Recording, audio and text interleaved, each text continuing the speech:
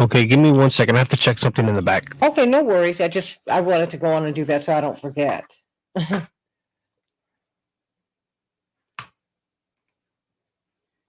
Okay, I can't. Well, I'll just get that.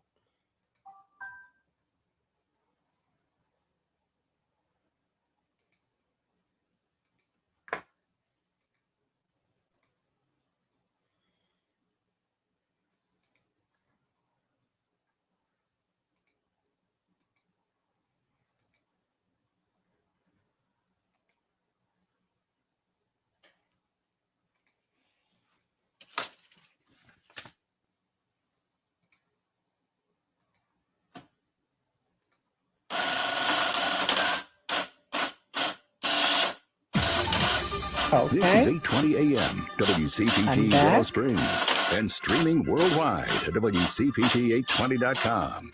We are Chicago's progressive talk, where facts matter. Now, your WCPT 820 weather. Ms. Jackson, if you can give me a minute, I need to add some commercials and PSAs. For some reason, the satellite went dead a few minutes early. No worries. You want to add another minute or two? Sun today with highs around. Yes, I'm going to need to if we're going to start on time. 1 second, please. Lows around 59 tonight, partly cloudy skies tomorrow. High temperatures reach up to 84. Upper 80s Thursday with a chance for scattered storms. Turning cooler Friday with highs in the mid 80s. Storms continue. To recap, 80 today. That's your latest Chicago weather update. Right now, 67. Have you heard? Affordable healthcare is better than ever. And right now, there are more carriers and plans to choose from. If you're between 18 and 64 years old with a household income of $25,000 or less, this message is for you. Right now, the government's Affordable Care Act is available for individual and family health coverage plans with little or no cost to you. Don't gamble with your health. Call Healthcare for All at 800-337-9047. That's 800-337-9047. This is a WCPT Moment in Labor. On February 8th, a Starbucks in Memphis, Tennessee fired 7 workers who were trying to unionize the company.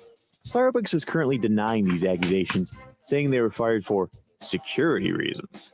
However, this is not the first time something like this has happened, as union busting can be traced back to the early 19th century. Union busting is when an employer tries to delay, disband, or prevent a union from forming. Despite it being illegal, it has sadly become common in the workplace. From President Ronald Reagan firing all members of the Professional Air Traffic Controllers Organization who went on strike, to Amazon firing DeQuan Smith for trying to create the Amazon Labor Union, to the latest case of Starbucks firing employees who were trying to unionize. Union busting was made illegal in 1935 with the National Labor Relations Act, yet somehow the practices of union busting are still happening today. This has been a WCPT Moment in Labor. We are working for your rights. Serving part-time in the Army National Guard has led to a lot of firsts for me. The education assistance I received made it possible for me to be the first person in my family to go to school and graduate debt-free. That education helped get me to the first day at my dream job, a job that I can still hold while I serve part-time. That job, plus the other benefits possible from the Army National Guard, helped me become a first-time homeowner. Also, part of my role as a National Guard soldier means I know that I can be one of the first to respond and help my community if disaster ever strikes. I'm extremely proud that I get to serve my community, and that first step I took by joining the Army National Guard has made all the difference in my life.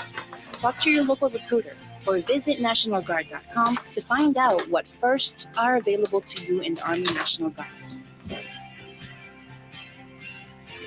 Sponsored by the Illinois Army National Guard, aired by the Illinois Broadcasters Association at this station.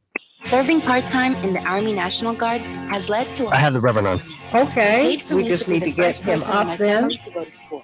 That education. Hey, Santita. Hey, hon, how are you? Dream job, which I can still All's well. while I serve part-time. That job and the home loan benefits I got from the Army National Guard helped me buy my first house.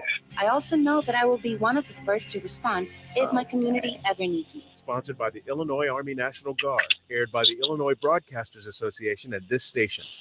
The YMCA. Sure, testing. 1, 2, 3. ABC. Okay, Test. fantastic. Purpose. I know I can hear you. Below the The surface. question is, Why can... is the Sounds great, Miss Jackson. Okay, fantastic. a section Okay. of my block Can the others? corner Okay. to call my own? With my why, I stand Okay, strong, how you doing? seen Thank and you so much supported for all treating along. my mother and I With last million week. faces in the mirror, I it's know every she's a I thoroughly stitch. enjoyed this. Find your why. Yeah, I always enjoy being with you two. For a better us. You took the first step and We quit have some smoking, fun. but even former smokers may Yes. have a risk for lung cancer. Yes. It's always a good time. Okay, my mother doesn't want to go out with everybody. Low dose CT scan that can detect. I'm clear. I knew you, I- because you two are I count it a privilege. Oh my word! Yeah, that was fun. She said, "I enjoy him." Saved by the Scan.org I is said, brought "Oh to you by the gosh, American Lung here we go." Association's Lung Let me let him know.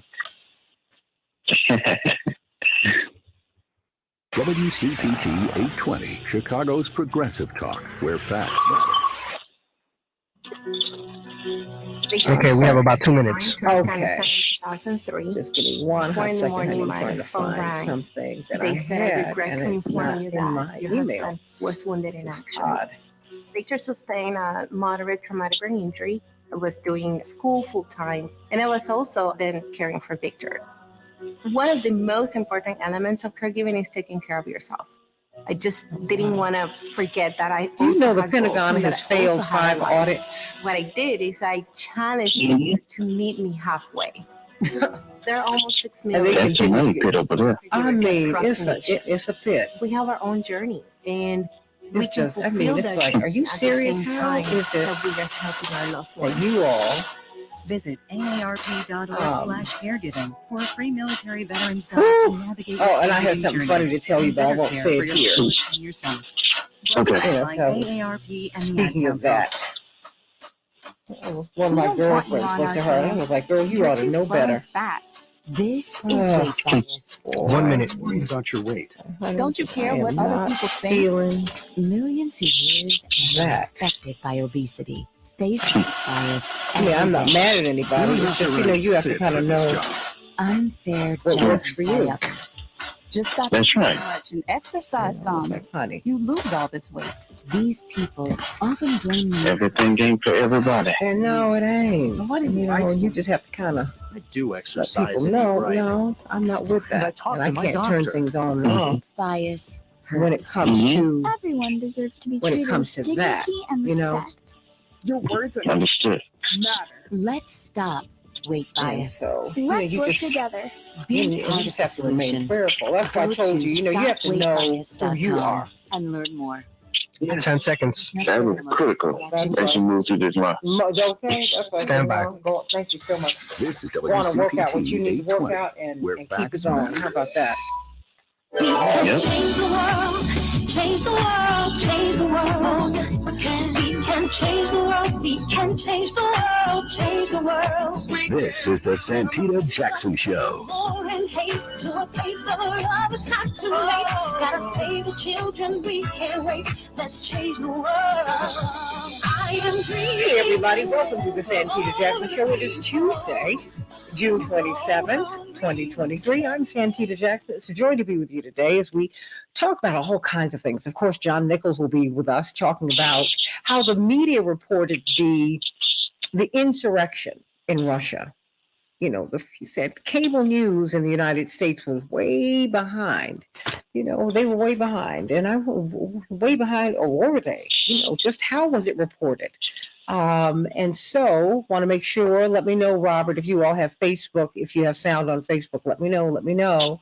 WCPT 820 is my station here in Chicago, and AM 950 Radio, the voice of progressive Minnesota. It's a joy to be with you today. Meet my morning stars on the Santita Jackson and Friends Facebook page and on the Santita Jackson Show YouTube channel.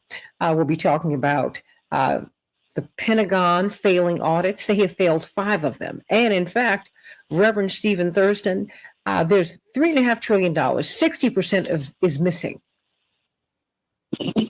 That's $2.1 trillion. Do you know what $1 trillion is? It's $1 million. It's $1 million, and it's missing.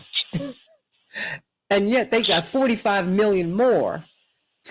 billion more than they asked for from this administration. What is up, everybody? What's going on? What's going on? And then we are looking at our voting rights. Yeah, we're going to be moving around today, but I want to hear from you on all of this because we are in the 2024 season. We do need a voting rights executive order. It would only last through the duration of the president's presidency, but people are now calling for a restoration of the Voting Rights Act because states have added nearly 100 restrictive laws since SCOTUS overturned, basically gutted the Voting Rights Act. 100 restrictive laws. Oh, we got a lot to talk about today. So let's get right to it on the Santita Jackson Show before we get some good news from Pastor Stephen Thurston, everybody. The Earth's axis, according to CNN, is shifting, and we can only have ourselves to blame, according to a new study. Wow, that is big news. CNN has obtained an audio recording of a 2021 meeting in which former President Donald Trump discusses holding secret documents that he did not declassify. In the recording, former President Trump appears to be showing several people in the room a classified Pentagon document with plans to attack Iran, which would contradict his recent claims that he didn't have any sensitive papers with him at the time. In fact, does anyone watch Russell Brand? He said that perhaps that's what this has all been about, that he has papers that show that we have been planning to attack Iran. Wow, everybody. Russian President Vladimir Putin and Wagner Group leader Yevgeny Prigozhin, why am I messing up this man's name? Prigozhin, have both broken their silence after the paramilitary group's insurrection over the weekend. In a nationwide address today, just a few minutes ago, actually, President Putin said the mercenary fighters, quote, made the right decision, close quote, by halting their advance, adding that the revolt would have been suppressed, open quote, anyway, close quote. Meanwhile, Prigozhin said that he called off the uprising to prevent Russian bloodshed and that it was a protest, not an attempt to topple the government. We will see as time goes on. Nearly 45 million people across the United States are in the midst of a heat wave that's expected to worsen in the coming days. Arizona, New Mexico, Texas are seeing temperatures in the 100s today. In the 100s, and that's the baseline temperature. That's not the heat index. Wow, everybody. Libraries, fire departments, public spaces and places, please guide people, young, old, and in between there.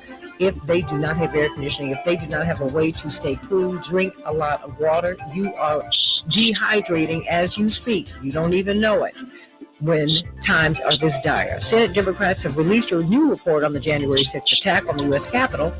And according to the CNN report, it is damning. In their assessment, lawmakers on the Senate Homeland Security Committee concluded that the attack was, quote, essentially planned in plain sight on social media, close quote, and accused the FBI and the Department of Homeland Security of dropping the ball. In Chicago, we're expected to have 71 degrees today. It will be cloudy. Minneapolis, St. Paul, 87 degrees, partly cloudy. It feels like the tropics up there. Wow. Major League Baseball, Atlanta 4. The Twins won. They'll be facing off against Atlanta once again today. The Phillies will be here in Chicago facing off against the Cubs, and the Angels too. The White Sox won. They will be playing the Angels once again today. The Sky will be playing the Sparks tomorrow, but tonight the Storm will be playing the Lynx at 7 p.m. Tickets are still available. Go get them and support our fabulous women of the WNBA. NASCAR, in the meantime, is headed to Chicago July 2nd. We are getting ready. They're shutting down streets. Pastor Stephen Thurston as we speak. On the 4th of July weekend, but it's supposed to be very exciting. I wonder how they're going to get through the city of Chicago. Are they going to repave these roads? But I'm just saying. But it's good. It's very exciting. Of course, that was one of the efforts of former Mayor Lori Lightfoot, and that is a huge win for her, and that's part of her legacy. And so we thank goodness for that. A lot of people are going to be coming into town. We hope that they will enjoy our beautiful city. All right, Pastor Stephen Thurston. Facebook Live on Fridays at 3 p.m. Mirror Moments is his book. You've got to get it. You can get it at your website, but can you get it at Amazon too? No, we're not on Amazon yet. Still at the website. Yep. Or you can invite me out to lunch and I can bring it to you in person.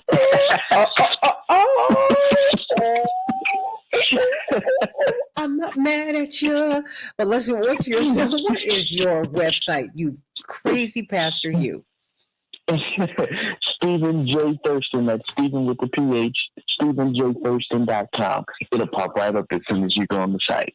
Oh, the my link, goodness. And I'll get it to you ASAP. And Facebook every Friday at 3 p.m. Central Standard Time? That's it. Yep. Meet me on my Facebook page, Stephen with the PH, Stephen Thurston. You'll see my picture there.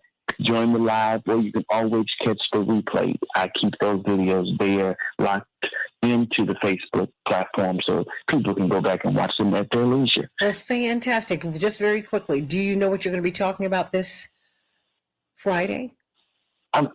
I haven't decided. I'm always in two lanes, either relationship or leadership. We've been in the relationship lane for a minute, so I'm going to switch back over to leadership to help individuals change what's within so that they can change what's around as it relates to their leadership. So make sure you tune in. It's going to be something good. It's going to be something great. That's I right. love it. Unless it's something crazy. You see something crazy, but you got to comment. You got to comment on Pastor Stephen Thurston. What's the good news today? I want to keep it light and fun. I just invited whoever wants to invite me out to lunch. And I did that on purpose to kind of segue into where I want to go today. Because I had the opportunity and the occasion, Santita, to bump into one of my favorite movie stars. And I'd always said to myself, if I ever saw them in person, I had a whole script. And then when I got to them in person, I couldn't say anything. And here's the reality. Santita, I could be inviting you to a wedding right now. If I probably opened Dr. Knighton is on. But I didn't know how to flirt. And I think it's important that we learn how to flirt. And so when we consider the act of flirting, it's true that some people are born naturals while others have a more difficult time deploying the hook that will draw someone in. And even if you're married, you still need to flirt. Let me say it again. Even if you're married, you still need to flirt. So for those like me who struggle in this area, flirting is one of those things that sounds easy in theory, but often proves to be difficult in practice. Sure, we may understand it intellectually, but in the moment when the pressure's on, all of that which we knew intellectually goes right out the window as we find ourselves swimming in our own thoughts. And it's because we haven't quite figured out this flirting thing that many of us have sabotaged our own dating life and missed the moment that could have changed the trajectory of our lives. So because I struggle, and somebody listening probably struggles as well, even single or married, I reached out to some individuals who navigate this space pretty well so that I could glean a few tips to help me improve in the art. So I want to share those tips with you today so that you can improve in the art of flirting too. I need that. Because flirting is a skill that can be learned. I'm slow. So let me tell you what I learned, and then we're gonna go out, Santita, we're gonna put it to practice. We're gonna go to lunch, and I'm gonna find somebody, and I'm gonna point them out, and I'm gonna say, "Go get her." So the first thing you need to know is that flirting is an art that requires confidence without you being over the top. You've got to think something of yourself first if you expect anybody else to. So first thing you got to do is relax. Have fun, be lighthearted, be funny, be entertaining. Make the person eager to talk to you again. Number 2, radiate. Successful flirts have a positive outlook on life.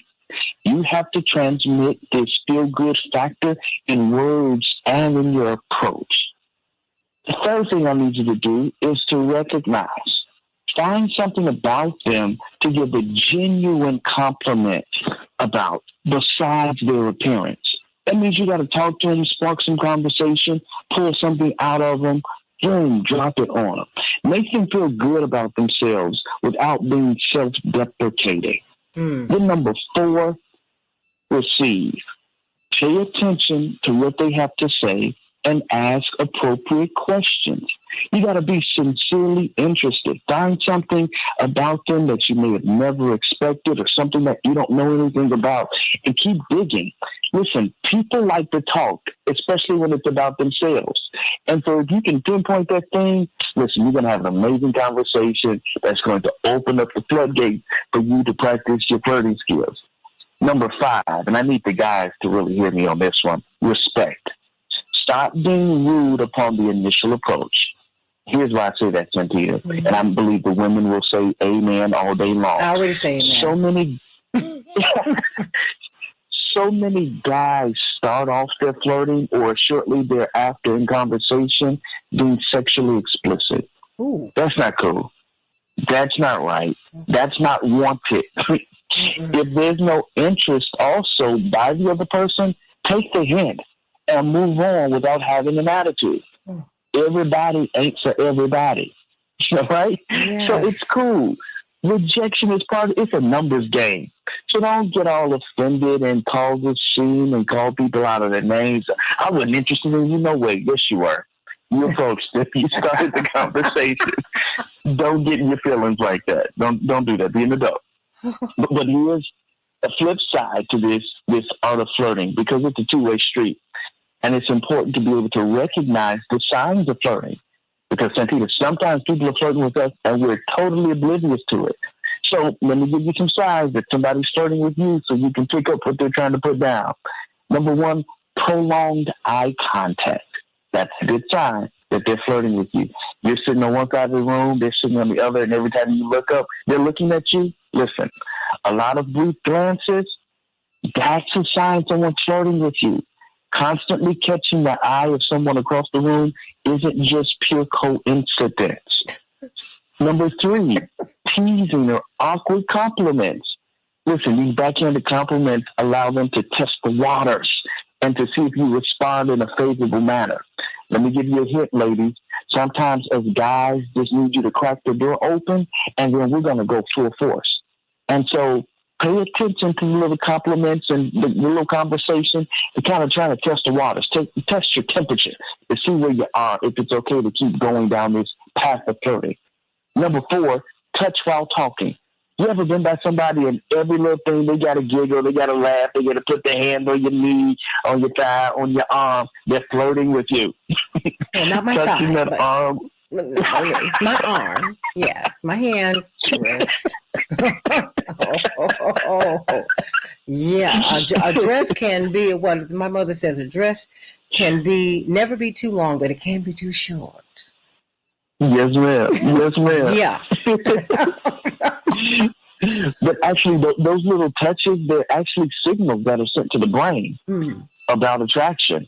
So pay attention to that. And then 5th and finally, social media first responders. I know somebody's like, what does he mean? Listen, with so much content that's flowing, if they're always on your posts, then you're probably always on their mind.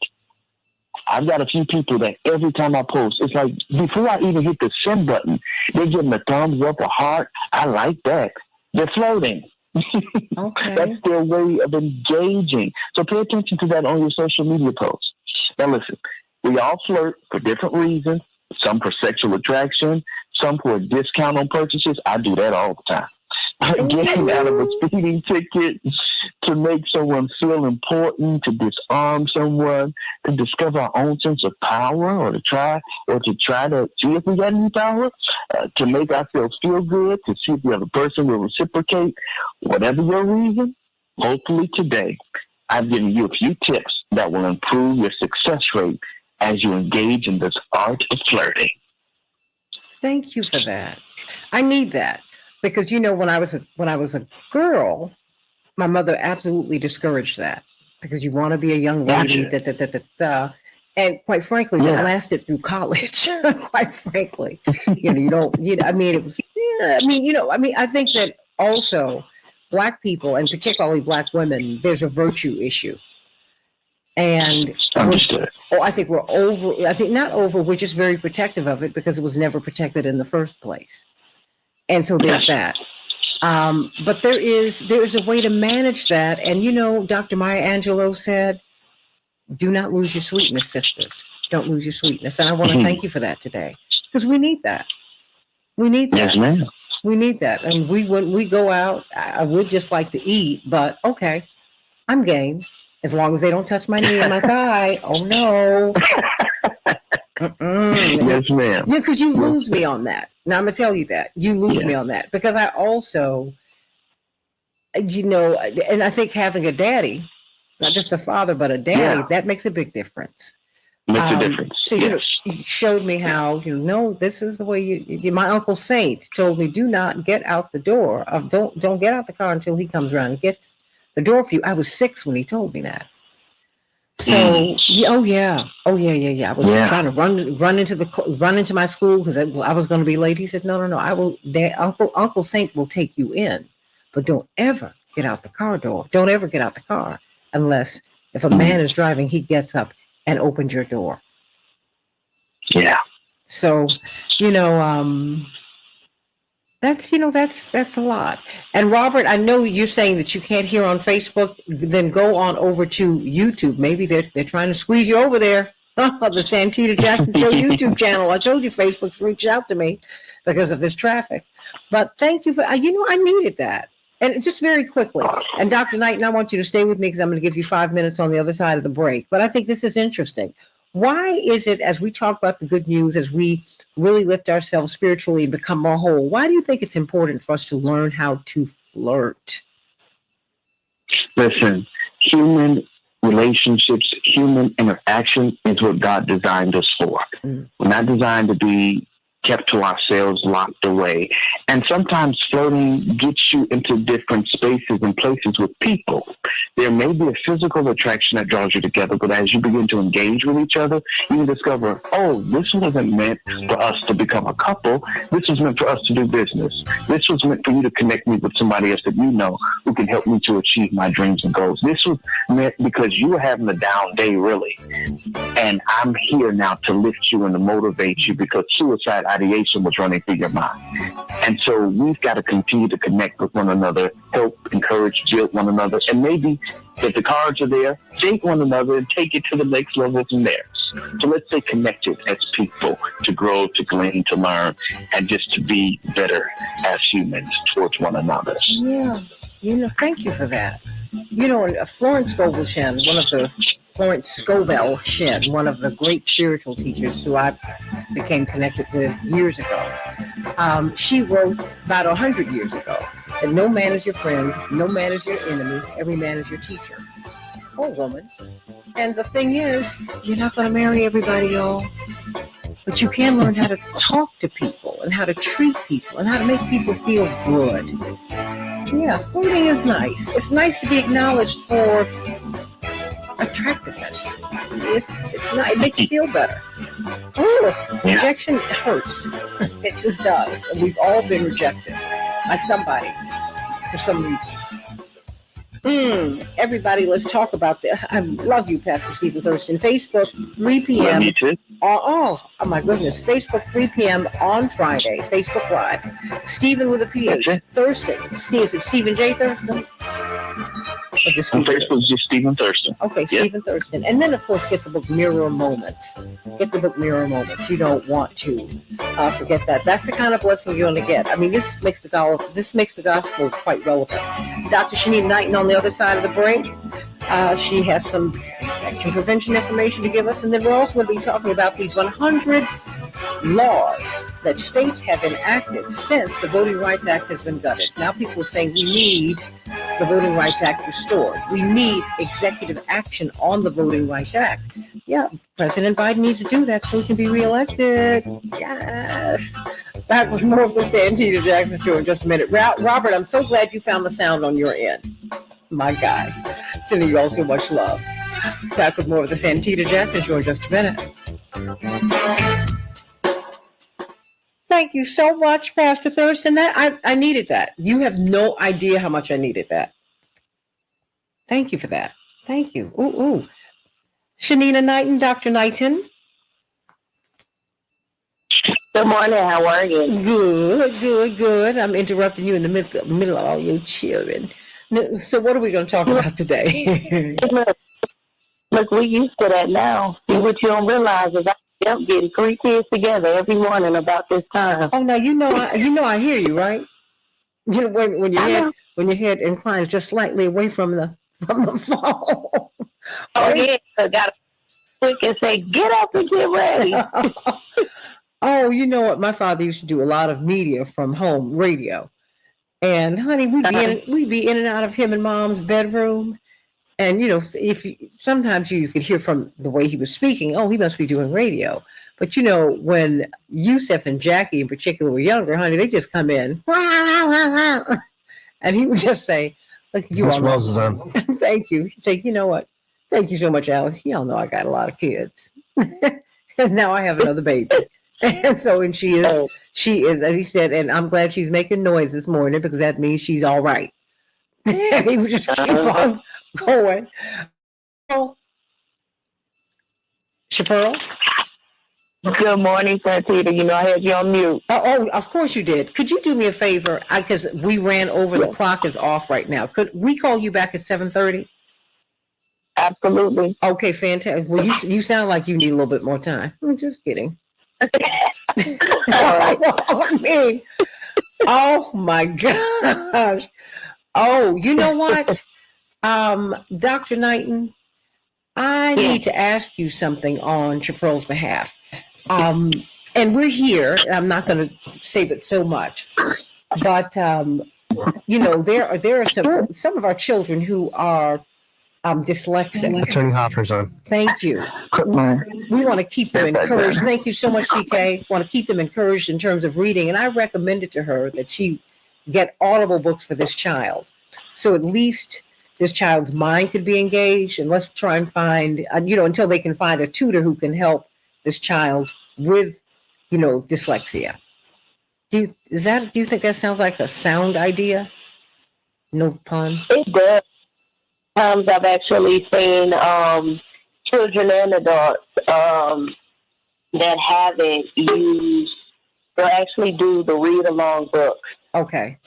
Read along. And so it's yes, exactly. So it's audible in a way. So the audible, you still get the sound, but they're able to actually follow the words as well. And so even though that is a condition, it's working to recondition the mind to be able to see things. And so even though they are reading things backwards, their brain then begins to build up a muscle memory to be able to see those words in the way in which someone that normally would read them to be able to see it. Chaparral? Following along. Chaparral, are you there? I'm listening. Okay. Yes, I'm here. We got less than a minute. So following along has actually been helpful in that regard. Now, I'm no expert in that. Yeah. But Look, I'm much further away from. I'm not Dr. Knighton. You are, but I just said it was just a recommendation that I made yesterday to her because I said, because now this child is in your life, and you can tell this child. Thank you so much, Alex. All that they can do because of the neglect in our public school system and in our private schools, and neglect of children who don't get it right away. This child is being told all that they cannot do. And I said, no. We've got to encourage this baby and let this baby know all that they can do. Stand by. Hey, CK. Stand by. Good morning, Santita. How are you? Oh, great, hon. It's great. And everyone else. Can change the world, change the world, change the world. Yes, we can. We can change the world. We can change the world, change the world. This is the Santita Jackson Show. More and hate to a place of love. It's not too late. Gotta save the children. We can't wait. Let's change the world. I am Hey, everybody. Welcome back to the Santita Jackson Show. WCPT 820, the nation's largest progressive talk radio station, and AM 950 radio, the voice of progressive Minnesota. I'm Santita Jackson. It's a joy to be with you today. We're going to be talking about Audit the Pentagon. Hashtag Audit the Pentagon. They have failed 5 audits. There is out of a $3.5 trillion pot, 60% of it is missing. That's $2.1 trillion. How does that happen? How is it that on top of that, you get $45 billion more than you asked for? That's at the top of the hour, but we're going to be talking about the Voting Rights Act. And the fact is, since the Voting Rights Act has been gutted, states have added nearly 100 restrictive laws since the Supreme Court gutted the Voting Rights Act. Got to talk about that. But first, we have got Dr. Shanina Knighton for about 5 minutes. I wanted to get some information from her today. What is going on, Dr. Knighton? Good morning. So, Santita, just really quick today, I just wanted to talk about avoiding or ways to avoid eating contaminated food. It is unfortunate because there are things that we just cannot help, meaning that we all have seen the recalls on peanut butters, recalls on strawberries, recalls on this and that. And there's always going to be that skepticism in regards to, am I a victim because I shop at this particular store that may have been selling this particular thing. So ways to prevent, like, let's say, food poisoning or cross-contamination. For one, if you do have, let's say, fruits and vegetables, making sure that you are thoroughly washing them off. You have to remember that before they make it to the grocery stores, and even in the grocery stores, the person that was stocking the apples could have accidentally been stocking the beef, could have been touching, dealing with seafood, could have been dealing with something else that may have not necessarily been a fruit. And because of a mistake, ended up cross-contaminating something, and because you don't wash it off, that can put you at risk. So making sure that you thoroughly wash things off is going to be very, very important. And when I say thoroughly wash things off, that means also, too, that you must have proper hand hygiene in between. The other thing is inappropriate storage and temperatures. 9 times out of 10, foods will tell you how to store it. We know that meats have to be stored at a certain temperature. This, again, Santita, goes into the work that I'm doing with hygiene poverty, is that some people may not necessarily have an adequate refrigerator that is refrigerating properly, and as a result of the temperatures getting too cold or not cold enough, may run the risk of their foods not being refrigerated properly. As a result, that can lead to food contamination because foods do have rules. The other thing is contamination by animal waste. And this is literally, again, whether you're eating fruits and vegetables, whether you are consuming meat, you don't know where food may have been placed or where it's been. So you have to make sure that you are cleaning up. If you have animals in the home and you are handling, let's say, them as well as handling you, remember, animals go outside. Their way of living is way different from ours. They may not necessarily have a bathroom or restroom facility, which means that their habits is going to be different. And so we do know that certain bacteria such as E. coli on animals have been discovered on couches, on floors, and other things.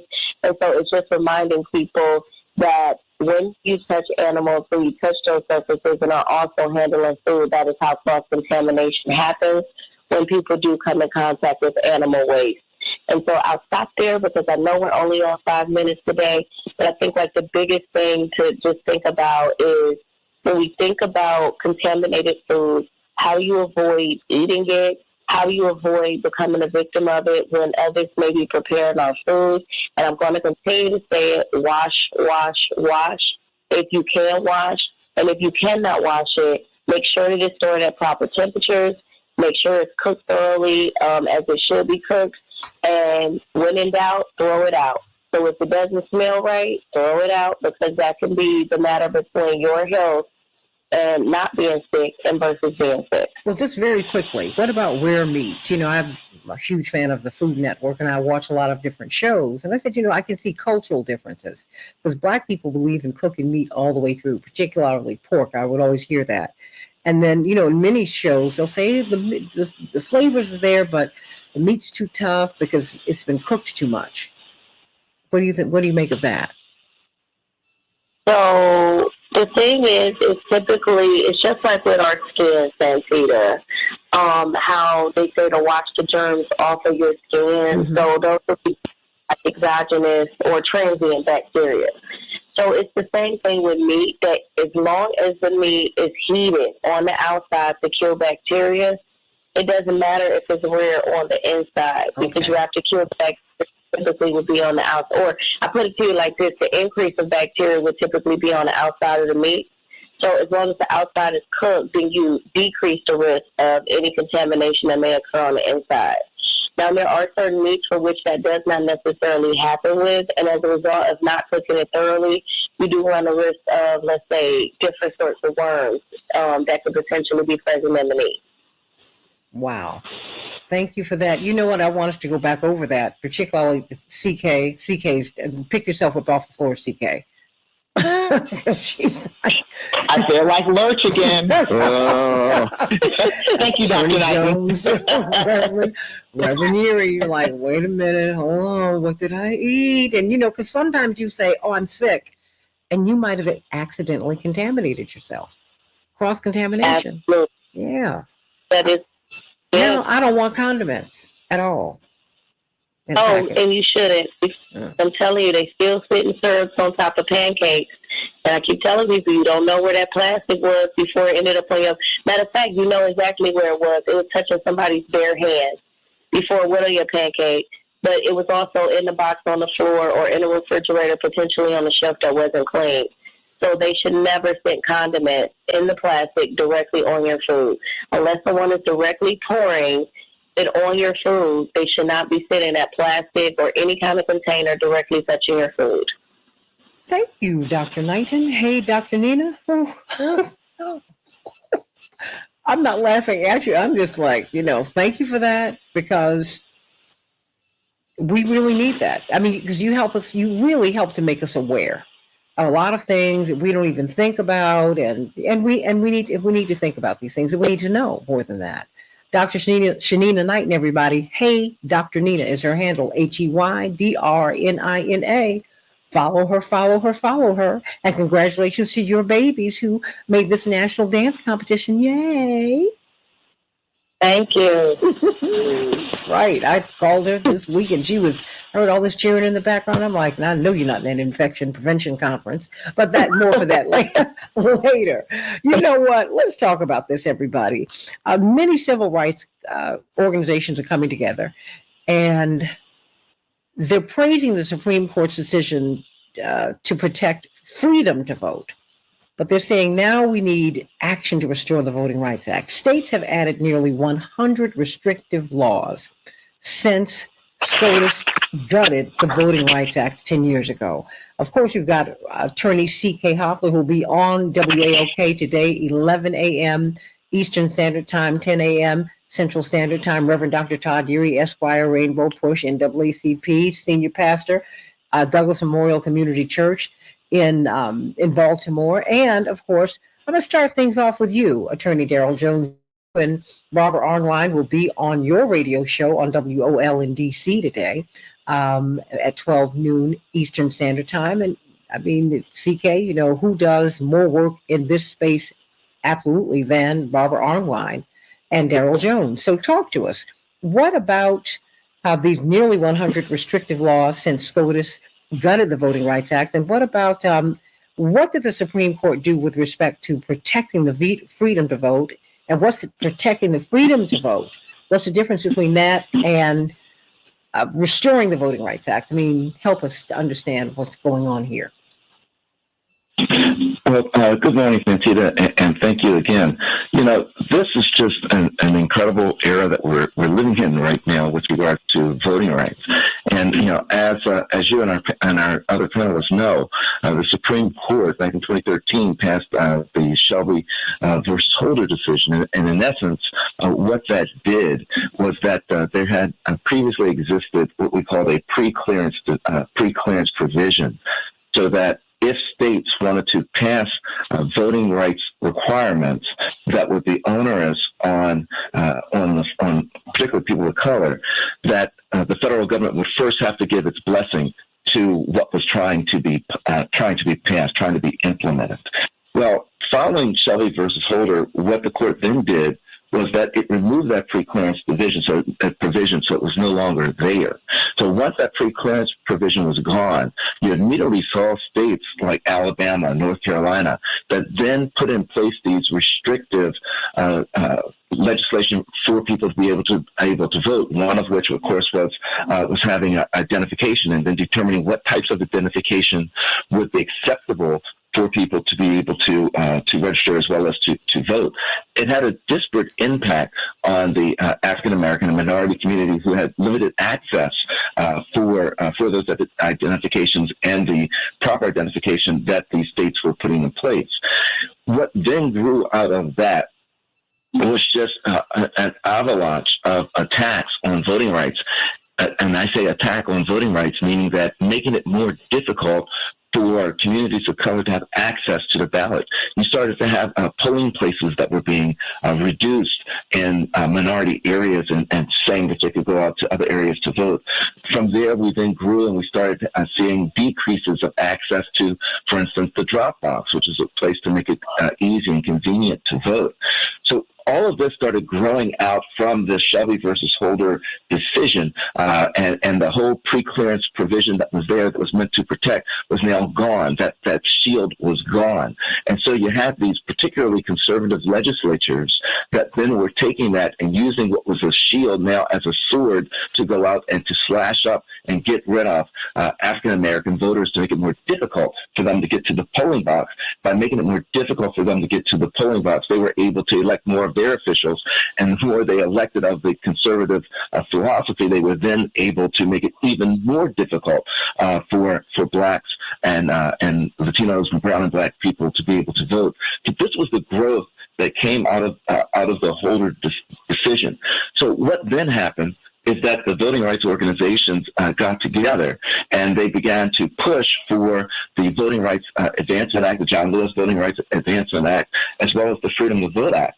What both of those did was it took a lot of the provisions that were being removed that came out of Section 5 of the Voting Rights Act and said, well, let's codify this through the legislature, through the Congress. And so the push was to get all the states so they have a uniform way of protecting people's rights to vote.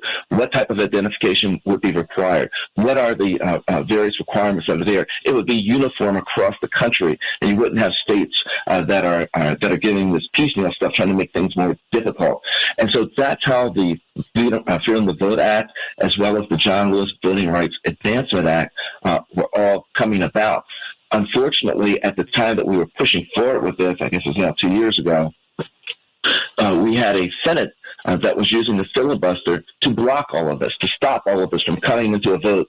The House of Representatives voted in favor of it, but it couldn't get through the Senate because of the filibuster. So it couldn't even, it was a push to try to get it to the floor for even a vote on it. So where we are now is that we're looking right now directly at the outgrowth of what happened from Shelby versus Holder, and from the inability of the Congress, particularly the Senate, to be able to pass the Freedom to Vote Act or the John Lewis Voting Rights Advancement Act. And as a result of that, today we're still fighting that fight to try to have a uniformity and an ease of access for voters of color and the community of color to be able to vote. You know, one of the things that we see as an outgrowth of this, when you see what's happening, we just had a case, the case that came out of Alabama, Milligan versus Alabama, which dealt with the redistricting case where they took two black districts and making one, and weakening the power of the black vote. Well, all that comes from the state legislature. All that comes from the gerrymandered districts, and that's determined by those that are in office in those particular states. So when we start dealing with all of these issues, if there was just equal voting power, if there wasn't a Congress that allowed states like Louisiana and many of the southern states, Mississippi, Florida, to be able to put together districts that gave conservative supermajorities and just made it equal, then we wouldn't need a lot of these protections. But right now, what's being shown is that the United States still needs the states, the voters of color, to be protected with their voting rights. And so that's why we're still pushing forward on the John Lewis Voting Rights Advancement Act, as well as the Freedom to Vote Act. All of that is still at play. Our vote is still under attack, and we're still going to Congress and asking for those types of protections, Santita. Of course, we're talking with Attorney Darrell Jones. He and Attorney Barbara Arnwine will be on WOL in D.C. at 12 noon Eastern Standard Time today. I urge you to listen to their show, but at 11 o'clock, before that show comes on, go to WAOK so that you can hear Court TV legal analyst and chair of Rainbow Push, former president of the National Bar Association, Attorney C.K. Hoffler. Attorney Hoffler, you practice in Florida in part. And a lot of things happen with the vote in Florida. And Yeah. Especially today. Have you seen a difference? I mean, have things gotten worse? Let me just put it right here. Have things gotten better or worse for people since in Florida and throughout the country since the Voting Rights Act was gutted? I mean, did it really make a difference? Did pre-clearance really matter? Pre-clearance really did matter. Good morning, Santita. And Gerald Jones did an excellent overview of where things are, where they've been, how we got to this horrible point. Pre-clearances did matter. They did make a difference. And since the gutting of the Voting Rights Act and as a result of the 2013 Shelby County versus Holder opinion, and I would encourage everyone again to read the crushing dissent by the late Justice Ruth Bader Ginsburg, because that outlines how important these preclearances were and forecast the difficulty that we're going to have. And we can directly, as Gerald said, we can directly tie the voter suppression that we're feeling throughout the country. Like you asked about Florida, absolutely. The last elections in Florida were very difficult, were very devastating for Floridians. There were a lot of challenges because the pre-clearances, what we have to look at is every state, depending upon who the governor is, depending upon who makes up the legislature, now can determine exactly what they want and how they want the voting process to take place. If they want us to jump 5 times and then produce an identification card on our knee, then we need to jump 5 times and produce an identification card on our knee. I'm being facetious, but in real life, it is just that onerous for certain communities, particularly communities of color, and in particular the African-American community. And in some places in Florida, just like in Georgia, and some places in Georgia, and other of the southern states, but actually throughout the country, African-Americans make the difference in terms of who is and who's not going to be elected. We only need to reflect on President Biden's election to know that this is the case. So when you don't have these protections that the Voting Rights Act had prior to the 2013 opinion of Shelby County versus Holder, when you don't have that, the states can run rampant and do really what they want to do, because who's going to challenge them? There are challenges. There are many challenges. There are organizations and this litigation challenging them. But by the time the litigation goes through the network and from beginning to end, a lot of times the vote is already over. There are a lot of emergency measures that are put into place, and all of this is to protect people's right to vote so they can vote fairly. And so it becomes increasingly important for organizations such as Rainbow Push, Transformative Justice Coalition, and others to be in place, because they're educating the voters, pulling down the barriers, because people are voting in Georgia, for instance, and in Florida. People voted, and we saw Senator Raphael Warnock come into office despite the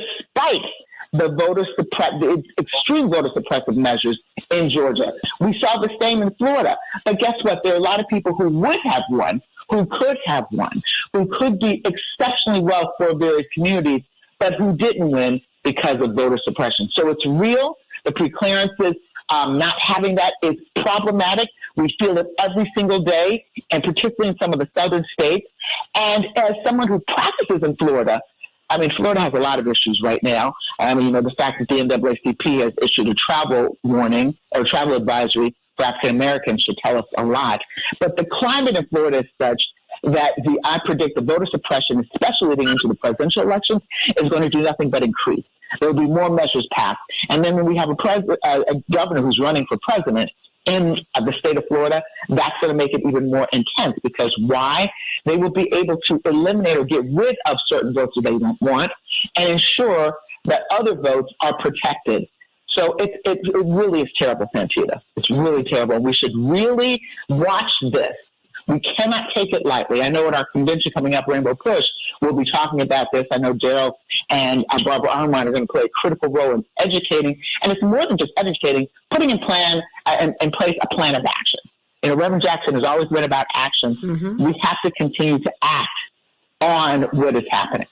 You know, Reverend Dr. Todd Geary, of course, Attorney C.K. also brought up the fact that Black people make the difference in these elections. And really, the Rainbow Coalition does. I mean, when you look at the Latino community, when you look at all these communities, but in particular, Black community, and at the center of that, Black women. And we've been calling for an executive order on the Voting Rights Act. Of course, it would only last throughout the presidency of Joe Biden. But I'm like, hey, man, you want to get reelected? We need voter protection so we get to the polling place and our votes can count. What say you? Well, good morning, Santita, and to my colleagues. I think it's important that we kind of look at how these threads go together. The ruling in the legislative map case in Alabama, now in Louisiana, kind of coincide with a couple of things. Remember, the drawing of these maps really would not affect statewide elections. Statewide elections are just a matter of basic math. The ability to determine the outcome in a statewide election is the same. When you start drawing maps, it affects who's going to sit in the state legislature and who's going to sit in the House of Representatives. The House of Representatives is important because that's where your budget, that's where your appropriations bills begin. And so when we start looking at how federal funding is allocated, what gets prioritized in terms of the moral document that is a budget, it comes down to what's happening in the drawing of these maps, what happens in state legislatures when budgets are passed, when laws are passed. State laws affect more of our day-to-day lives than do federal laws for the most part. So it's important that we look at this impact. But here's the piece that we cannot miss, and we're still waiting on this ruling to come down, is that Harper versus Moore is being considered right now. That's the independent state legislature suit that, depending on where the court falls, and based on these two decisions from Louisiana and Alabama, I am now beginning to think that that is going to be rebuffed. Because if the independent state legislature principle is upheld, that state courts, state supreme courts cannot affect what's going on with elections, state elections, then you're going to have more of these lawsuits. And so we still have to be ready to litigate. We have to make sure that we get good legislation. And if it's absolutely necessary, we got to get in those streets and make sure there's powerful demonstration. Otherwise, we're going to fall victim to what's going on right now. Everybody, let's get out and get registered to vote. But let's push for an executive order on the Voting Rights Act. We need that right now. We need it right now. And then we need to continue to push to have that Voting Rights Act restored. Coming up, the Pentagon has failed 5 audits. And guess what? At least in December, the Pentagon flunked its 5th audit, everybody. And guess what? They were unable, CK, Daryl, and Todd, to account for more than 60% of its $3.5 trillion in total assets. That's $2.1 trillion that's missing. And yet they got $45 billion more than they asked for from this administration. Oh, don't worry, it's not personal. Every administration just, it's just a giant sucking sound. The Pentagon, how is it they're able to get so much money? 62% of our budget goes to militarism and wars. How? When you've got an infrastructure in the United States that's 100 years old that needs to be rebuilt, that will take trillions of dollars to rebuild. That's just one aspect of American life that needs to be built up. Ooh, back with more of the Santita Jackson Show. If you want to talk about these issues and others, please come to the Rainbow Push International Conference, July 15th through the 19th. Call 773-FREEDOM today after 9 a.m. Central Standard Time. Go to rainbowpush.org. Get registered, but you know what? Just show up on the 15th. You will not be turned away. It is going to be great. We're going to be having these important discussions and many more. Back with more of the Santita Jackson Show on the nation's largest progressive talk radio station, WCPT, and AM 950 Radio, the voice of progressive Minnesota. Meet my morning stars on the Santita Jackson Show YouTube channel and the Santita Jackson and Friends page. Back in just a minute. Whew. Okay. All right, my lovely people. Thank you so much for that. I bumped into that and I said, ooh, let me call Daryl first. Well, Cynthia, I now have my first cup of tea, so I'm completely coherent. Oh. But bless your heart. Ooh, your cup of tea. How lovely. But what Todd was saying, is so completely, and CK Singer, so it's completely on point. And one of the things that people miss is when they're talking about that Harper versus Moore case, the independent state legislative theory. The Supreme Court actually, U.S. Supreme Court actually may not even make a decision and render it moot, because what happened, it comes out of North Carolina, but what happens is when Harper versus Moore and the independent state legislative theory was first decided, the Supreme Court in North Carolina, all elected people, was a 4-3, progressive court, and that's how they said that the maps were unconstitutional, et cetera, in Harper versus Moore. But what then happened is that the conservatives had taken over the legislature, so Attorney Fancher's on. Changed the congressional and the mapping districts such that they then had a majority conservative court that was subsequently elected following this decision. The conservative majority of the North Carolina Supreme Court then, unprecedented, then brought back the case for argument again and reversed it on their own, because now they had a 3-4 court with the majority being the conservatives. And so the question then becomes, is that decision even right before the U.S. Supreme Court? Because it's moot, right? Because it's no longer the law there. So it really becomes an interesting piece of study and understanding of the power of voting and what it all means. Florida, that CK was talking about, Tallahassee and Jacksonville. Jacksonville is the largest city in the state of Florida and the largest black city, black voters. And they broke that into 2 Republican-leaning territories, jurisdictions, to be able to get rid of the black congressional representatives. The same with Orlando, with Val Deming's old district. They broke that up. So it's going to be interesting to see what happens. And all of it comes directly back to the pre-clearance division provision, as well as the Shelby versus Alabama case that allowed them to do all of this. It's just incredible. Oh, Florida, you can have. God bless them. Hey, Attorney Mark Fancher, how you doing? Well, I'm fine. Good morning. Oh, honey, my mother's from Florida, and and you know what? And I can have a good time while I'm there, but it's a place where it's interesting. My grandmother left Florida and never looked back ever. I mean, like ever. And my mother left Florida and never looked back. And I feel the racism when I get to Miami. I'm like, oh, yikes. Okay. And I'm like, oh, wow, Castro, I get it. Because he sent all of those racists here. Yeah, I'm saying it. And it's horrible. It's just horrible. People who are white proximate are the worst. Yes, I'll add more to it before I'll take anything away from it. It's just ridiculous. Anyway, it's good to hear your voice, Mark Fancher. You're on with Reverend Todd Geary, Reverend Dr. Todd Geary, Esquire, Attorney C.K. Hoffler, and Attorney Daryl Jones.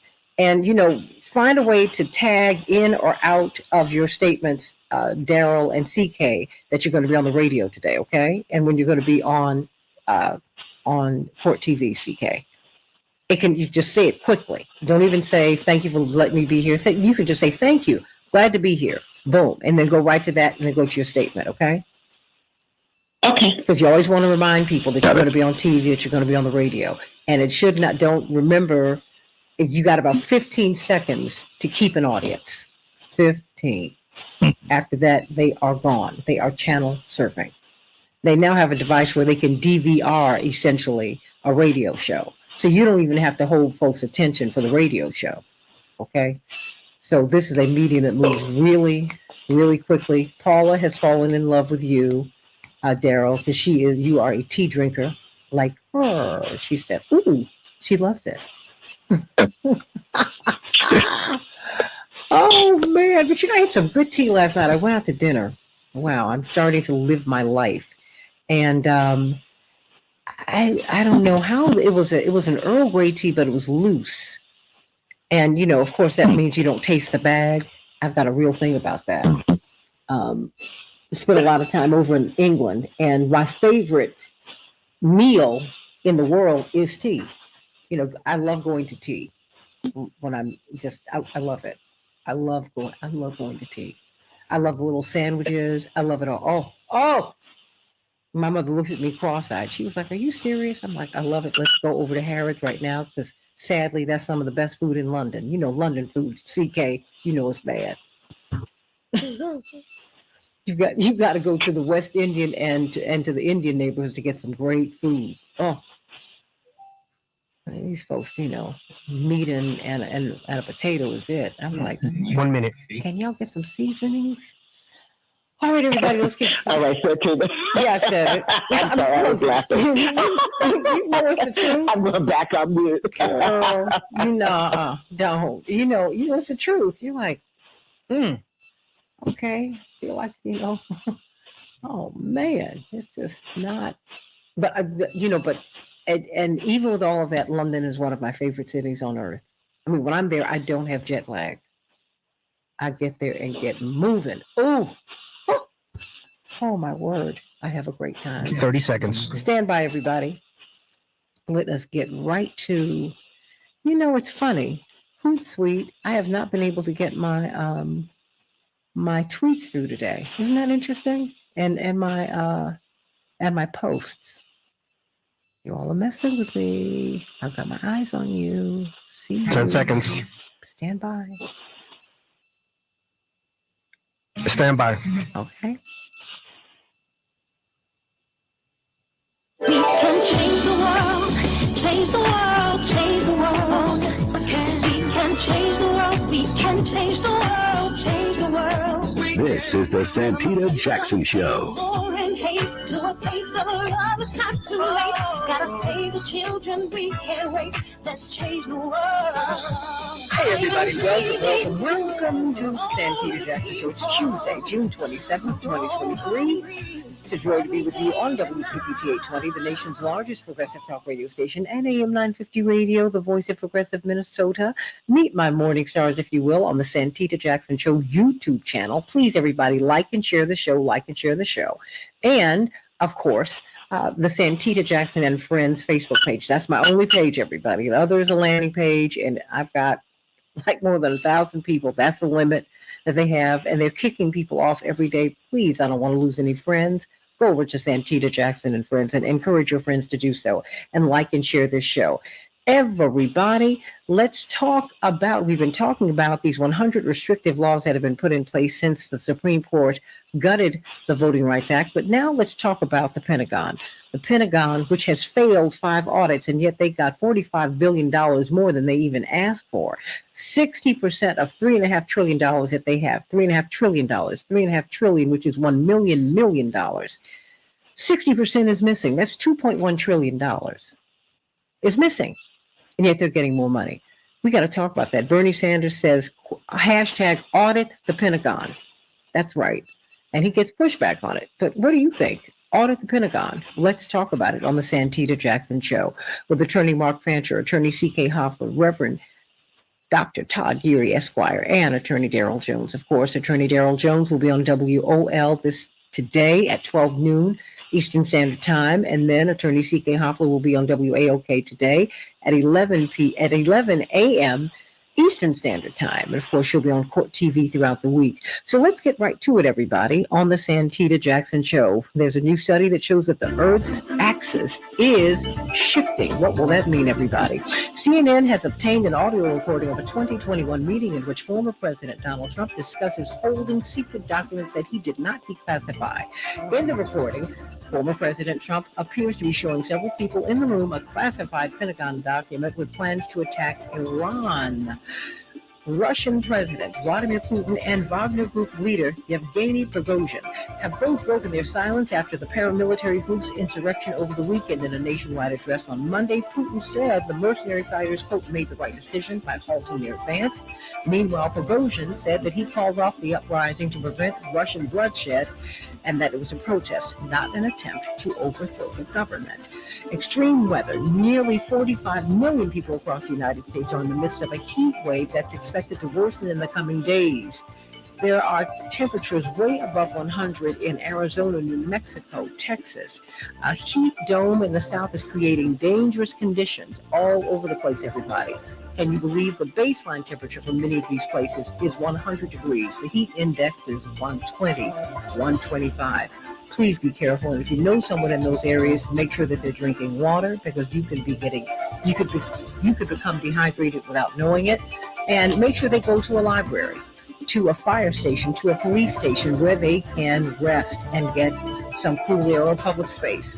That's what needs to happen. Senate Democrats have released a new report on the January 6th attack on the U.S. Capitol, and it is quite stunning, everybody. In their assessment, lawmakers on the Senate Homeland Security Committee concluded that the attack was, quote, essentially planned in plain sight on social media, close quote, and accused the FBI and the Department of Homeland Security of dropping the ball, everybody. In Chicago, it's going to be a cool day, 71 degrees and cloudy. Minneapolis, St. Paul, 87 degrees, partly cloudy. In Major League Baseball, Atlanta 4, the Twins 1. They'll be facing off against Atlanta today. Philly will be facing off against the Cubs and, the Angels. Well, they bested the White Sox 2-1, but they'll be facing off against today. Perhaps the Sox will come back. In the WNBA, the Storm will be facing off against the Lynx tonight, and tomorrow the Sky will be playing the Sparks. Please support our women of the WNBA. We're waiting for the NASCAR race here in Chicago, Sunday, July 2nd. Cannot wait, cannot wait, cannot wait. Everybody, as we shift into this conversation about our military and auditing the Pentagon, I want you to please consider how you can own your own home. If you are a first-time home buyer, that is to say, if you have not owned a home within the past 3 years, I'm getting some sound, I don't know where that's coming from, you need to call Team Hochberg at 855-56-DAVID. 855-56-DAVID, your trusted local lender. First-time home buyers made up just 26% of the home buyers market last year, down from 34% the year before, and the numbers continue to drop. So Fannie Mae and Freddie Mac want to turn these numbers around by incentivizing first-time home buyers, people who have not owned homes in the past 3 years, by establishing substantially lower rates. Now, this program can change at any time, so you need to take advantage of it now. Now, total household income, those people who are in charge of the house, if you live in Chicago, are $105,700 or less, and you've not owned a home over the past 3 years, you might be eligible for this program. Please go to 855-56-DAVID or visit 56david.com. But give them a call. Let them know what your financial situation is, because you know what? This program may not be for you, but you can certainly find a way to save your home. You might be on the verge of foreclosure, or you might need to refinance. Whatever it is, Team Hochberg can help you. So please call them at 855-56-DAVID, 855-56-DAVID, or go to 56david.com and find out about this program and other programs. And that's it for these headlines on the Santita Jackson Show. Let's talk about Bernie Sanders. I'm still getting some sound. I don't know where that's coming from, Alex.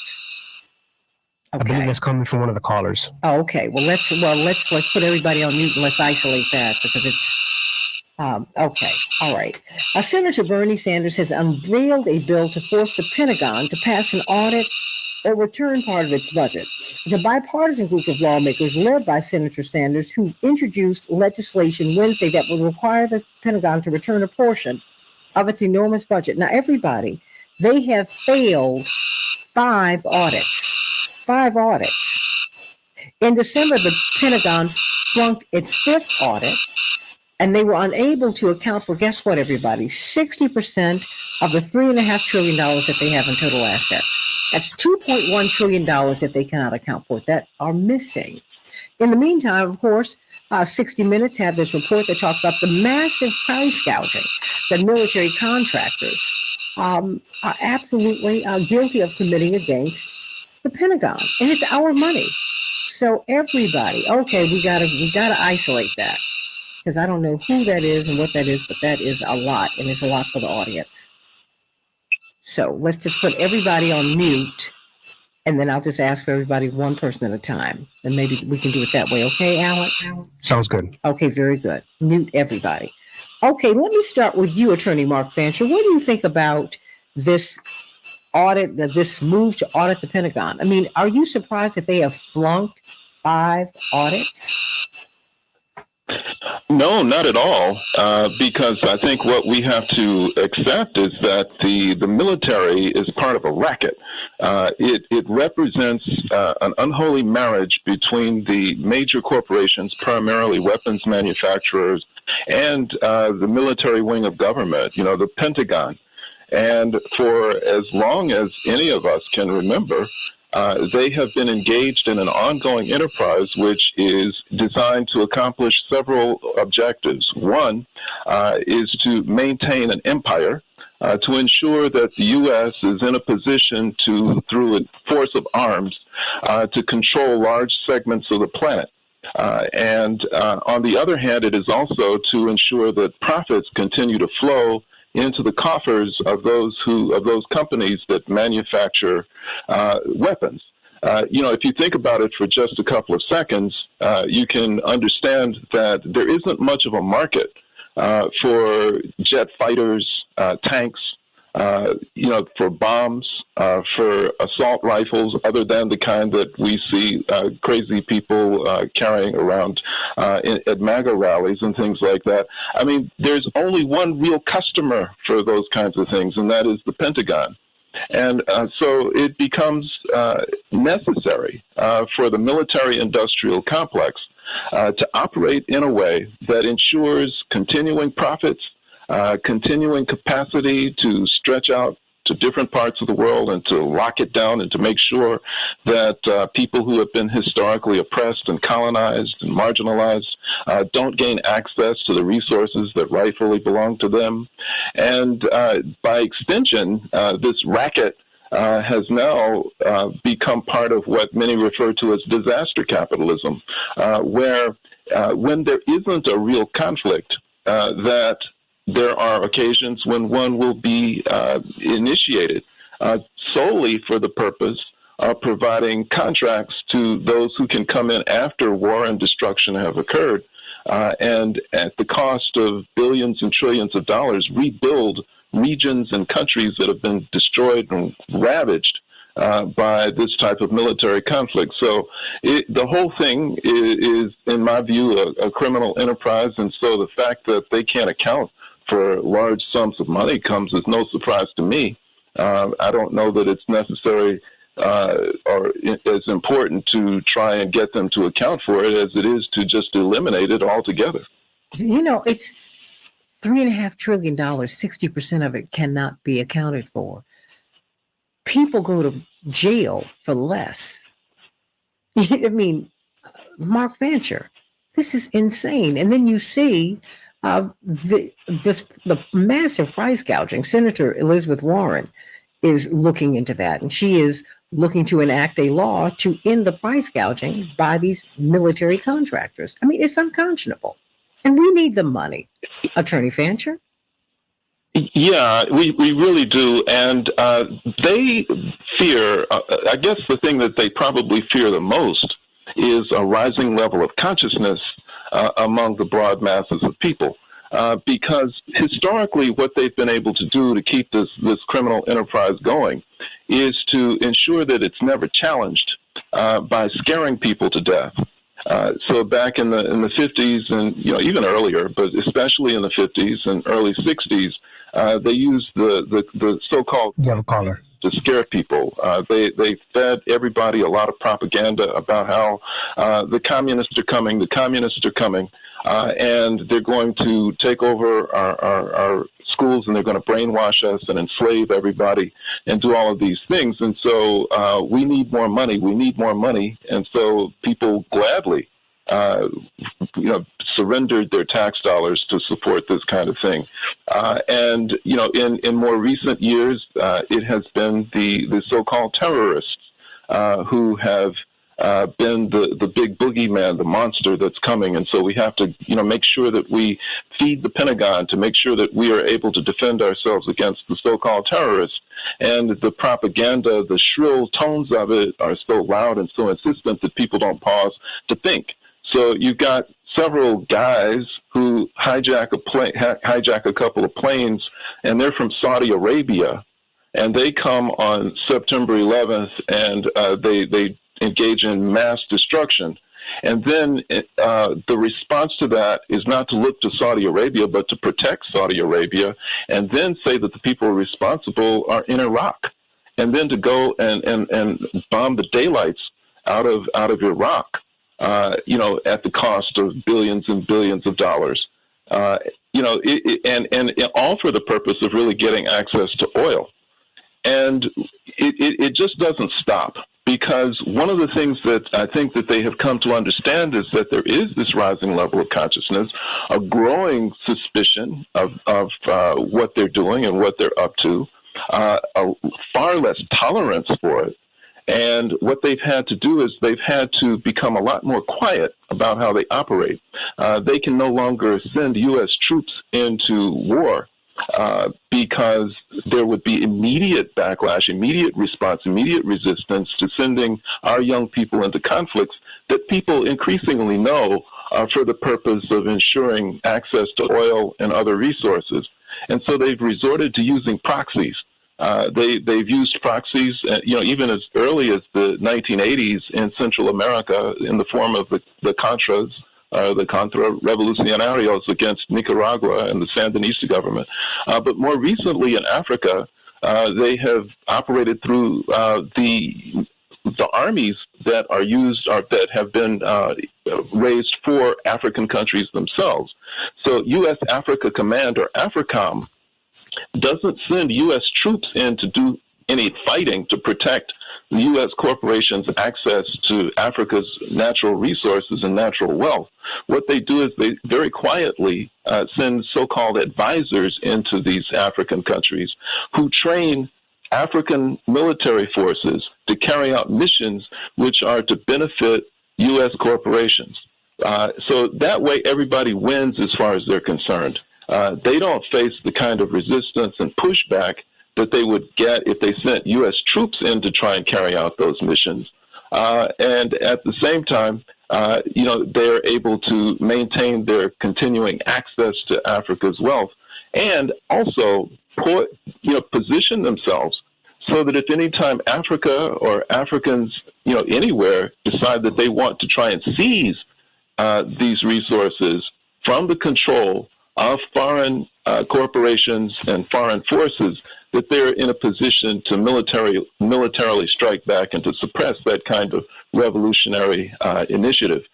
So, this is a massive criminal enterprise as far as I'm concerned, and the fact that we can't account for lots of the money that's flowing into the private coffers of defense contractors and weapons manufacturers and others, as well as the Pentagon's own treasury, is no surprise at all. What do you think? I mean, 60% of $3.5 trillion is missing. Before I go to the rest of the panel, Dynamo Dave, what's on your mind? Well, how's the sweet sunshine of Chicago doing this morning? Oh, I am just so glad to hear my sweet Dynamo Dave today. What's on your mind, sweetie? So just 3 points. I'll try to be real brief. First of all, I really respect your esteemed panel. One is the Pentagon. It's got to be ultimate taxation without representation. Because you think about what portion of the Pentagon budget is the black budget, which falls under the Pentagon, and only 20 senators have access to what's being spent in that black budget. 20. There's 50 states. How come there's not at least 50? And we've got 18 intelligence agencies. How many countries have more than one intelligence agency? We've got 18. And they're funded by that black budget, or much of their funding is.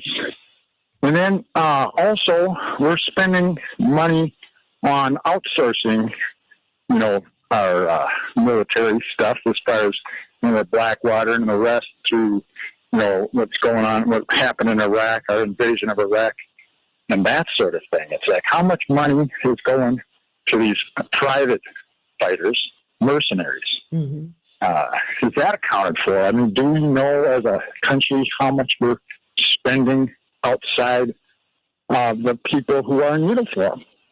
Well, that's why you need an audit. right? Right. I mean, that's why you need to know. It's hard to believe that they flunked 5 audits. $3.5 trillion in assets, 60% cannot be accounted for. I mean, what? And you get $45 billion more than you asked for this past budget? And three, exactly. Here's the point. In baseball, as you well know, 3 strikes and you're out. 3 audits, and it's time to shut it down. Orwell warned us. He said, watch out for that doublespeak. Remember, during World War II and prior, it was called the War Department. But they couldn't continue to have this always war mentality. They had to change it to the Defense Department so people think, hey, we're just defending our borders. You know, we're just defending an invasion. Well, how much money is needed to defend our borders from an invasion by another country? Nowhere near as much as what we're spending, correct? No, oh, look, absolutely. Let me ask Reverend Dr. Yuri. I mean, you are a veteran. $3.5 trillion in assets, 60% you cannot account for? Reverend Dr. Yuri, what? You flunk 5 audits? Are you? Oh, yeah. I've got 2 minutes. So That's insane. It is. It's not surprising. We've heard it before. Everything from the overspending. You said you heard a sucking noise. It's actually a flushing noise. And that's the money just going right down the toilet. If the audit gap is, I'm supposed to have a certain inventory. So I worked in supply, right? One of the things we had to do is make sure that what they said we actually had on hand. I had to be able to confirm it. And if it came up short, depending on what it was, whether it was the food or sometimes it may have been the munitions, there could be a court martial behind it because there's a failure to make sure that there's due diligence. And so there needs to be some follow-up in terms of what's going to be the discipline behind the failure. Where do the failures occur? But here's the bigger question I have. After what we saw on January 6th, after what we saw with the number of folks who either have existing or pre-existing ties to the military participating in that, is there a siphoning off of certain types of materials, certain inventory going somewhere else? And what we're basically doing is we're using these gaps, these inventory failures in these audits, and actually funding and fueling the next insurrection by the indifference that's going on inside the Pentagon.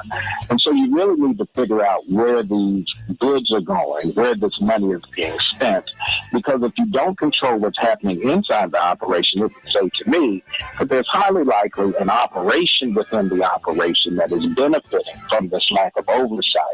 And what you're actually doing is you're funding the demise in some other way or an actual attack on the federal government because of the failures, because of the incompetence that we're seeing inside the Department of Defense. I think the Secretary of Defense has all of the latitude that he needs now to drop the hammer and make sure that whoever's...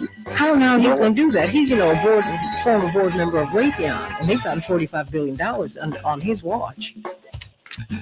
Well, yeah, Raytheon, radar systems, what they're paying, the gouging, that's a piece. But this says you can't account for material goods that the Pentagon is supposed to have by the audit. They failed because we cannot show that what we've spent this money on, we actually have on hand.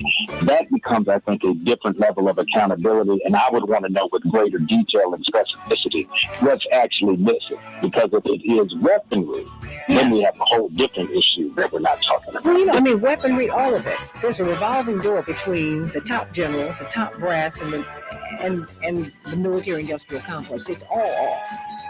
And we need the money. Let's bring on John Nichols on the Santita Jackson Show in just a few minutes.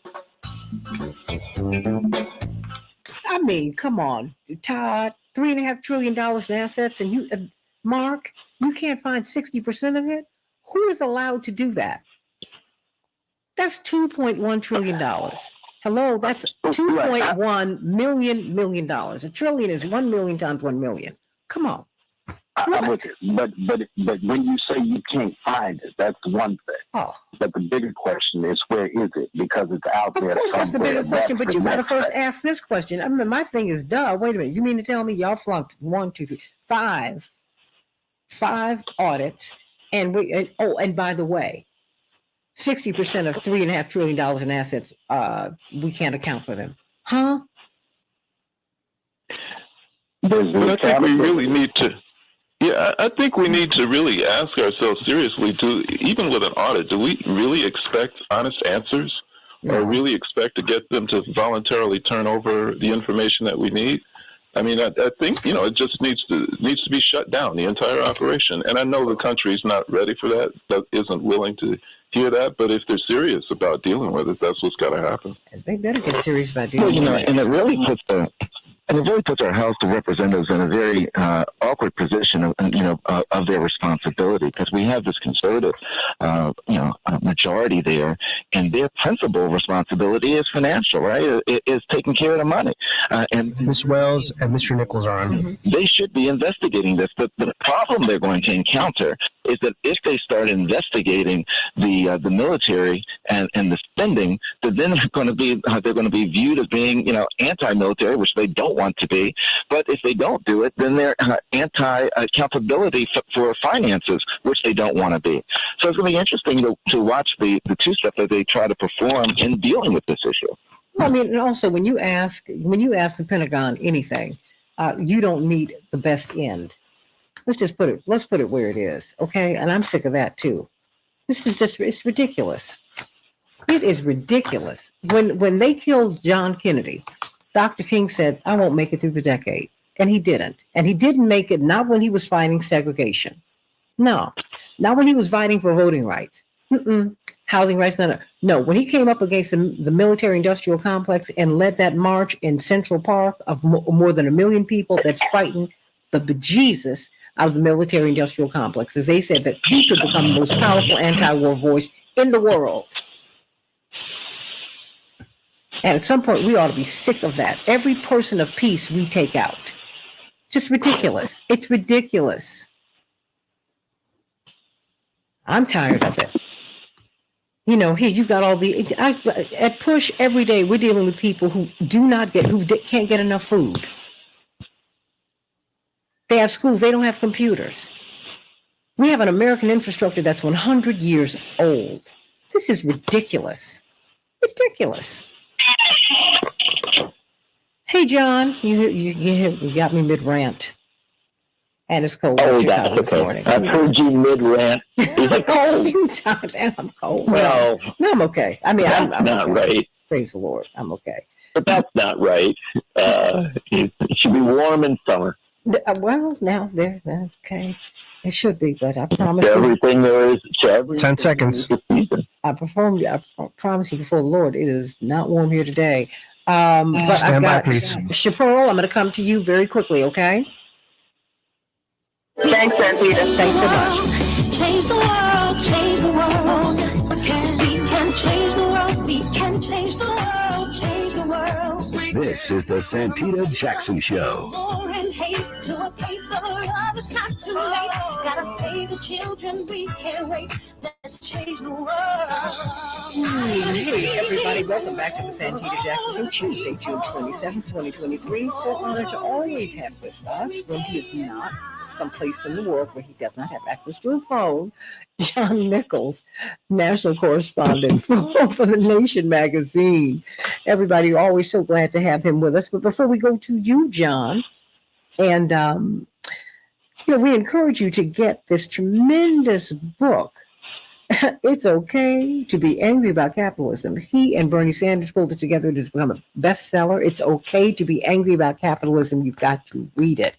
And when you get to Chicago for the 40th anniversary of Reverend Jackson's presidential run at our convention, July 15th, you've got to autograph mine, because I ordered several copies and I've already passed them out. But let me go to, NASCAR is coming to Chicago, John, and you know what? Oh my gosh. Oh yes, Chaparral with her vittles. I know you are ready to have some, even though I don't think it's going to go through your neighborhood, but still, it's shutting the city down, Chaparral. And I know you're going to have some good food for it. Yes, Santita. NASCAR is coming. I was downtown just yesterday, and the fans are up and ready to go. But we are also ready for the holiday weekend because it's also 4th of July weekend. So give us a call at 708-526-4546. We can handle your ribs, your hot dogs, your hamburgers, your grilled chicken, your jerk chicken. So call us at 708-526-4546. We do have a few slots available for this weekend. So call us as soon as possible so that we can get your baked beans, your spaghetti, your potato salad, whatever it is that you need for your holiday table. Don't hesitate to call us, 708-526-4546. We look forward to serving you. Thank you so much, Santita. All right. I can't wait. I cannot wait. Oh, John Nichols, and we've been talking with Attorney Mark Fan, who's been with us, and I believe he's still here, and Attorney Hoffler and Attorney Daryl Jones, of course, Attorney Daryl Jones and Barbara Arnwine. You know, they Transformative Justice Coalition. He's the chairman of that board, and Reverend Dr. Todd Yeary, Rainbow Push, and the pastor of the iconic Douglas Memorial Community Church in Baltimore. And of course, Daryl will be on the radio with Attorney Barbara Arnwine at 12 noon on WOL in Washington, D.C., and CK will be on the air on WAOK at 11 a.m. Eastern Standard Time on WAOK out of Atlanta, but you can get it anywhere. You know, on Saturday morning, it was just kind of like surreal. You wake up and you find out, okay, has there been a coup in Russia? What happened here? Well, it wasn't that. It certainly wasn't insurrection. But it seems like we were behind the 8 ball. Although I thought it was interesting to wake up to the A team of reporters. I thought that was interesting. But it was just, I don't know. But you know, it seems like so much of news is entertainment now. But talk to us, because your story in The Nation is when Russia shook the world, American cable news stumbled. I want you to tell me how you think it stumbled. What happened? Because you know what? I can tell you this, in the days of Ted Turner, I don't think that would have happened. I think you're right. You know. And look, I think you're focusing right in on something that is huge. And this is the core question of why do we have news? Why should we have news? Do we think of, even if they don't always serve the purpose, why do we think of CNN, MSNBC, even Fox, but also ABC, CBS, NBC, as news operations? You know, and historically that was a core purpose, right? That's especially the cable channels. That's why they existed. You know, that was their argument, that they would give us round-the-clock news. They would give us news as it broke so we would know what was happening in real time. Well, as the world moves faster and faster, we need that more and more. The notion that that news is something that we can, you know, catch up with the next day or several days later, what we've found out is if we're not on top of things as they're happening, then those things happen without us, right? And in a democracy, people need to have a sense of what's happening as it's happening, as best it can be reported. You don't make things up. You don't push it farther than it should, but you give people a clear picture. And especially, this is the most important thing, especially when you're talking about nuclear war. And when you're talking about, in the case of Russia, a country with 5,800 nuclear warheads. It has more nuclear warheads than the United States has. So when you're in a situation like that, you want to know what's happening. And Friday night, we had a situation. Some call it a mutiny. Some call it an insurrection. Some call it a coup. Whatever words you want to use, there was a moment where there was great instability in Russia. And a lot of people on Friday night, even though they may have had other things to do, they turned on their televisions, right? Because that's what we've been taught to do, whether it's right or wrong. And they turned on the cable channels, and CNN was busy covering that tragedy with the submarine, you know, the device that went down by the Titanic. And MSNBC was leading its shows with something about Trump's legal problems. And Fox was worried about Hunter Biden's laptop, right? You had all this. And you're like, well, what about this thing in Russia? This thing in Russia seems pretty big. And they didn't switch to it. They stuck with their sort of pre-programmed, you know, like entertainment almost, or not entertainment, at least old news. No, and John, it was noticed. John, Yeah. it does feel like entertainment, because I don't get the sense from these reporters now that they are investigating. They speak to a source at the White House or at the Pentagon or wherever, unless it's, an organization that's writing for the average person. They get a source from the White House, some establishment, organization, and then they go with it. That's the news. I'm like, you haven't even asked why. You don't question anything. It has become entertainment. And that is dangerous because, as you just said, this is the preeminent nuclear superpower in the world. They have more nuclear warheads than anybody. And for them to be unstable is dangerous. Or am I exaggerating? No, you're not. And I give you an example. And I want to point out first that even ambassadors and diplomats on Friday night were saying, hey, what's going on with CNN? What's going on with, these cable channels? Why aren't we getting news about something that's huge? And why haven't CBS, NBC, ABC switched over to talk about this, as they did, by the way, back in 1991 when there was a coup, in the early 90s when there was a coup attempt and military kind of affairs rising to a very serious level in the former Soviet Union and Russia. And at that time, Dan Rather was on, I believe, for 36 hours straight, broadcasting about, this very, very troubling, very dangerous circumstance. In frankly, a very calm way, too, telling us, look, something big has happened here. We need to pause and pay attention. When big things happen and we don't pause and pay attention, then they get lost into the ether. Now, that's fine for power, right? The very powerful are fine if we don't know what all's going on day to day. That doesn't bother them at all. They're fine if we don't get scared, if we don't get concerned, if we don't get angry, because then they can keep on moving as usual. But we're left out of the equation. On Friday night, we were left out of the equation. And if you want to see the example of how it should have been, and these guys don't always do it right, but if you switched over to BBC, and many Americans have BBC, or if you went to CNN International, right?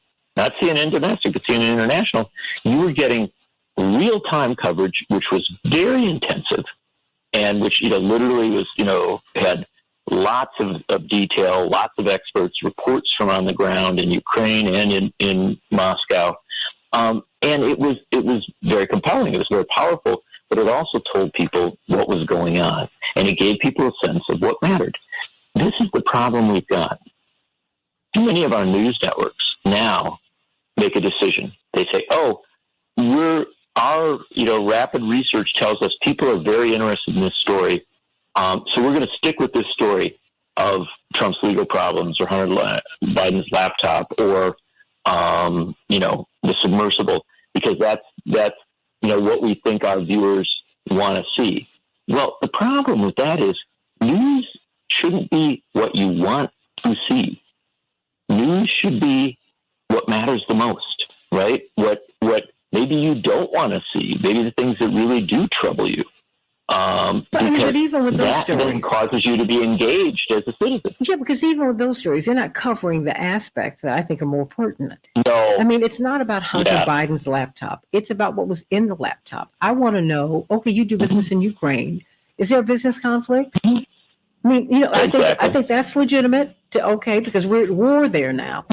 And I need to know if your business interests are advantaged or disadvantaged by this war. Okay, now that I find that, you have documents that showed that there were war plans for Iran with Trump that came. So well, so is that what this is about? I mean, I think because they don't even they misdirect more than they direct. They misinform more than they inform, and I think that is very dangerous for us.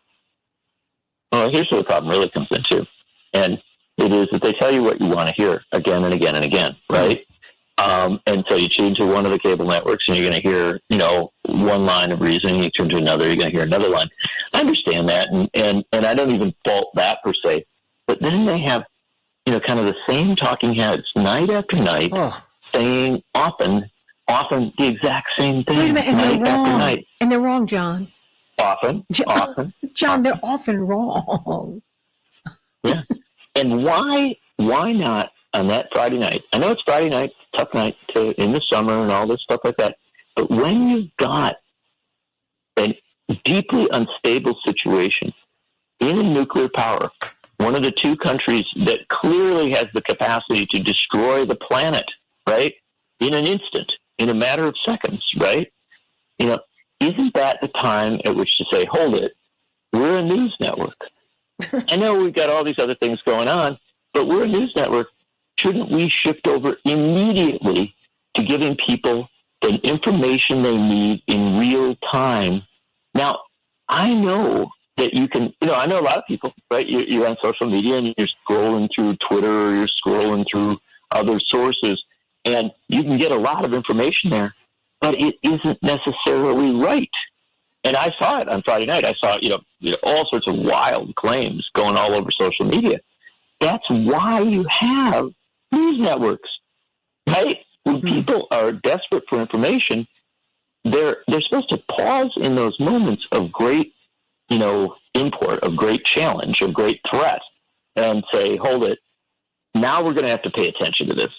And I remember, look, I'm not trying to be nostalgic about this. I think we should be getting better and better, not going back to how we did in the past. Because remember, there were plenty of times when news networks screwed up in the past. Yeah. I'm not, romanticizing it.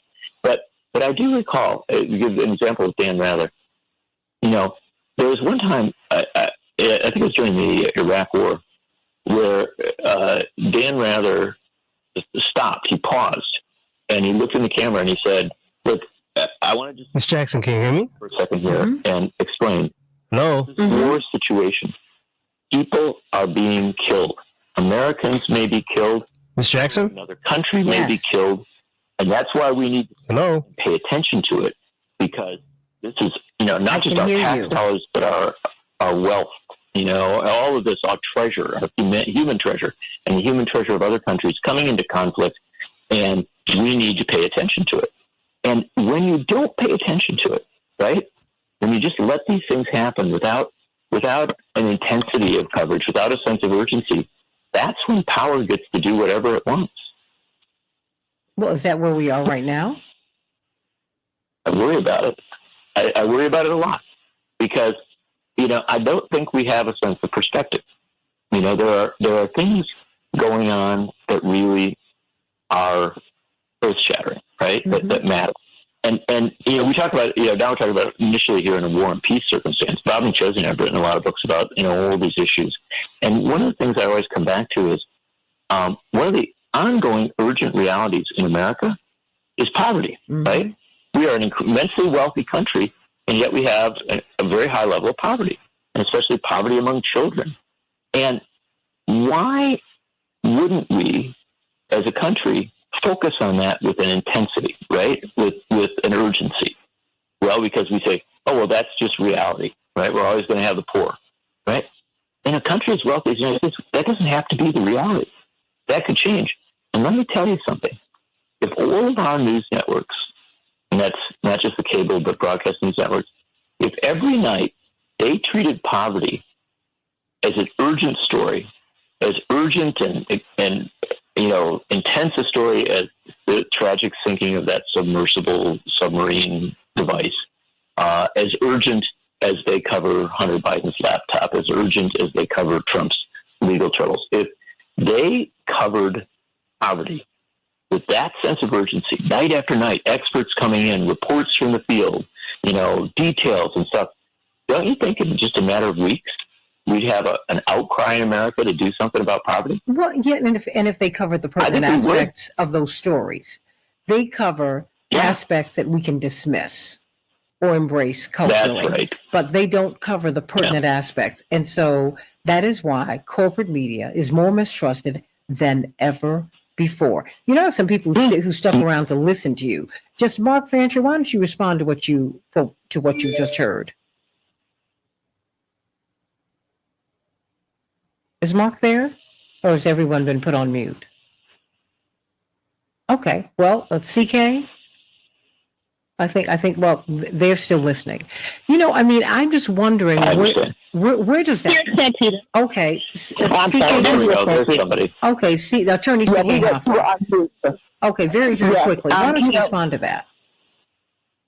I think without a question, what he's saying is exactly right. I mean, we have become skeptical of so much in this country, especially the media. We're skeptical of the U.S. Supreme Court, but we do rely on the media to give us information, to keep us up to speed. So for the media to make choices, I don't know if they were blindsided, they just make choices to not keep us informed on something that is so critical that literally impacts the safety and security of our citizens here is really, really difficult for many to absorb. It's difficult for me to absorb because we rely on the media. We don't have other senses. We don't have other sources of information. I do agree. I watch the BBC. I watch a lot of foreign programming because I get additional insight as to what's really happening in the world. And so I would encourage people to do that. But Santita, your show is a great show for people to be informed. And that's what I love about your show because you do bring that perspective. So, yes, this is another example of how the media makes certain decisions that may not be in the best interest of informing Americans, but there are great shows that do make it their point to keep the playing field level in terms of information, and that's what's important. Yeah, I mean, because my issue is that they're not even exploring the pertinent aspects that could make a difference. Well, and, that bothers me. Because I'm from the side of the dial, John, where we never, personally, we had friends in the media, but no one has had more lives told on them than the civil rights community. I mean, come on. I mean, they helped to shape the climate that got Dr. King killed.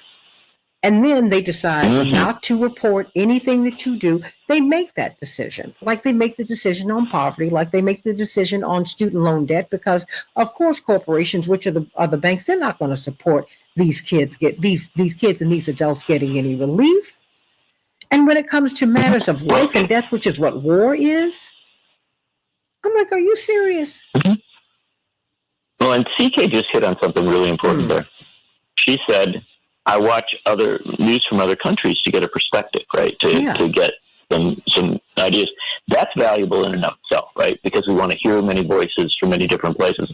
I'm on the left, but I watch conservative media because sometimes I learn a lot from it, right? What do you learn? Useful information. What do you learn from conservative media? Because, sometimes when I say that, some people get upset when I say that. I'm like, I listen to everybody. I don't pay attention to everybody, but I listen. Well, but at the very least, I know where they're coming from. Right? I know what they're focused on. That in and of itself is important. But there are also times where you will hear a critique that you had not heard, right? And you'll think, maybe I agree with that, maybe I don't. But at least that's an interesting way of coming at it. I read the National Review, the very conservative magazine, and there are times where I have, really gotten good ideas from them, right? And in fact, William F. Buckley, who I disagreed with on most things, was very early on talking about, the challenges of the drug war, right? He was ahead of many liberals on saying that the drug war, at least aspects of it, didn't work. So, I think that getting other perspectives matters. But what I really wanted to focus in on was what CK said about watching, international media, looking at other countries, their perspectives. I remember back to when the Gulf War was coming on in 2002, 2003, when there were mass demonstrations, mass protests against going to war. And when in other countries around the world, we had people saying, hey, this is a bad idea. We shouldn't be doing this. And yet our media was 24/7 telling us, oh, we're just going to have to go do this. This is, and yet we're overwhelmed on all the networks of sort of this drumbeat for war. And what was fascinating during that time is that readership of the British newspapers, The Guardian and The Independent, went through the roof. People were like, I need more information. I need a broader perspective on this. And the interesting thing was that when they went to those other newspapers, in this case newspapers rather than broadcast, they got information that told them the war wasn't necessary, that we didn't need to do it. And this is an important aspect of it. I don't expect any media to get everything right. It's challenging. I understand that mistakes are going to be made. People are going to stumble, right? But what I do think is important is that our U.S. media needs to do a much better job of covering the world, especially when you're in circumstances of, questions of nuclear destruction. Like we're coming on to the anniversary of Hiroshima and Nagasaki in a little over a month, and we need to know when real dangers are afoot. And why do we need to know that? Because it puts things in perspective, right? If you are thinking on a Friday night, wow, I hope that in Russia they stabilize things, that they don't end up with, nuclear weapons being in the hands of, people who might actually use them,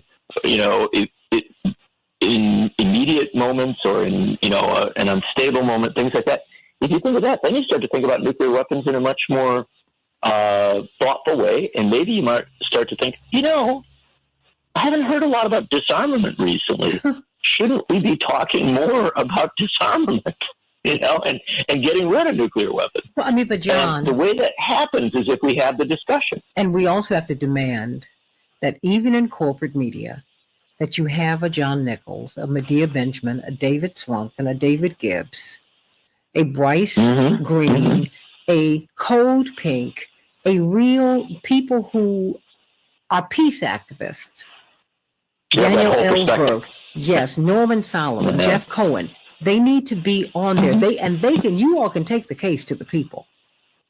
You're not allowed on. I've got 2 minutes. Santita, you're another one. Santita, you're another one, right? Another voice. And let me give you another example, Reverend Barber. Absolutely. Reverend Barber is really good at this. But they know that. He's got a really great perspective. No, wait a minute. They know that. And when that's why they keep them off, right? But they bring him on. They bring Reverend Barber on now and again. When they have a particular issue they want to talk about, maybe something happening in North Carolina that doesn't look good, and they'll have him on for a few minutes to talk about that. But one of the things that always troubles me is they don't bring on these really brilliant people who have many ideas about many issues, right? They compartmentalize you into one. Oh, well, this is your area you're going to work on. I do TV quite a bit on the area of labor, and I do cover labor rights and unions a lot, and I'm always glad to talk about it. But, it's not very often I'm brought on to talk about war and peace. Well, because they're not going to. If they're going to put Phil Donahue off TV, off the number one show on MSNBC when it's an ascendant network, because GE owns them and they are in the arms industry. Come on. But it ought to be unacceptable to us. The last minute belongs to you. Well, what I can say is that when we do the critique of media, it's not to critique working reporters. I think by and large, working reporters and editors got into this business because they wanted to do the right thing. It's the bean counters, the corporate folks, the people who think it's all about making money. And one of the great challenges is that so many of these cable networks, so many of our news operations have become so-called profit centers. They're places where you put making money ahead of the actual news. And when that happens, when you put, like what's entertaining as ahead of what's necessary, you end up in a situation that is very troubling for society. It warps our perspectives. And so we have to think about that, and we have to seek alternatives. That's why on Tuesday mornings I try my very hardest to be here to talk with you. And sometimes on Sunday mornings as well with you and the Reverend, because one of the things that CK just mentioned that you seek to do is to bring in a lot of dissident voices, a lot of voices that may challenge the dominant narrative. Just think of this last Sunday when I was on for a few minutes before church with you and with Ray McGovern, talking about all these things that are happening in Russia.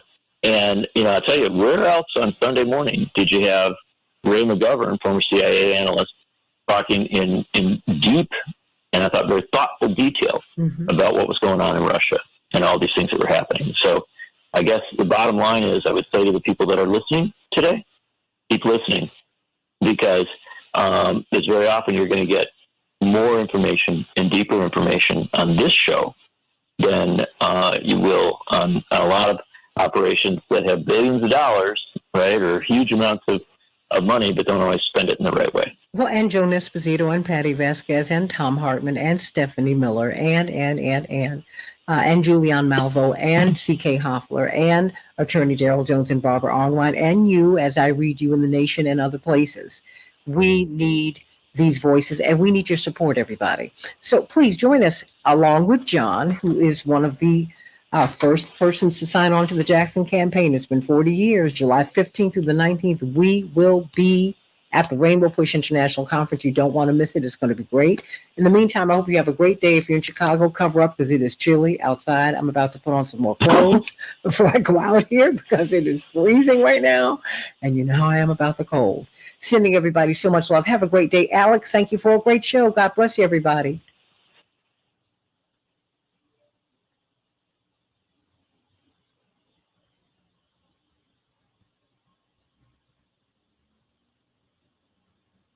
Okay, I'm off the air. John Nichols? Yes. Oh boy. You know what? I'm gonna run because I kept my window open and I'm cold. Oh, they said it's 71 degrees. It'll be 71 degrees, but I live on the lake and it is a good 10 degrees cooler over here. And it's in the 50s. I can just tell you that right now. It's in the 50s. So I got to rethink everything I was going to wear today. Oh gosh. Wow. Oh, I've got to rethink it all. But is there anything you want to say before we go? John? Anybody? Am I all alone? Oh, I love you all. Laura. And Nicole, thank you. I'm so glad that you all enjoyed. For those of you who were at Millennium Park for the Ramsey Lewis tribute on last Thursday, it was exciting, wonderful. It was such an honor. And I just found out I've got to get the newspaper because I found out they were kind enough to put a photo of me in the paper. Which, I lived next door to Ramsey Lewis. You had a lot of great artists there. I mean, great artists. Great. And I was backed by two of the greatest, Miguel de la Serna and Reverend Darius Brooks. But it was a wonderful, wonderful, wonderful event. And two of the greatest artists who were there who did not play were two of Ramsey Lewis's sons, Bobby and Frayne Lewis. I mean, they are brilliant. All of his children, brilliant, artistic, academically, all of that. But it was a wonderful, wonderful event. I appreciate you, Jewel. I appreciate all of you. I love you, everybody. God bless you. Have a wonderful day. Stay warm. Stay warm if you're in the Chicago area, and stay cool if you're in the South under that heat dome. 45 million Americans are looking for some relief today. And if you know anyone in the South who is in that heat zone, make sure that check in on them and make sure that they're drinking water constantly because the water is just being eaten up by the body. And make sure that if they don't have air conditioning or don't have fans, that they get to a library, they get to a police station, they get to a fire station, a public space where it will be cool because we want to save some lives. I love you, everybody. Thank you. Love you, everybody. I'll see you tomorrow on the Santita Jackson Show.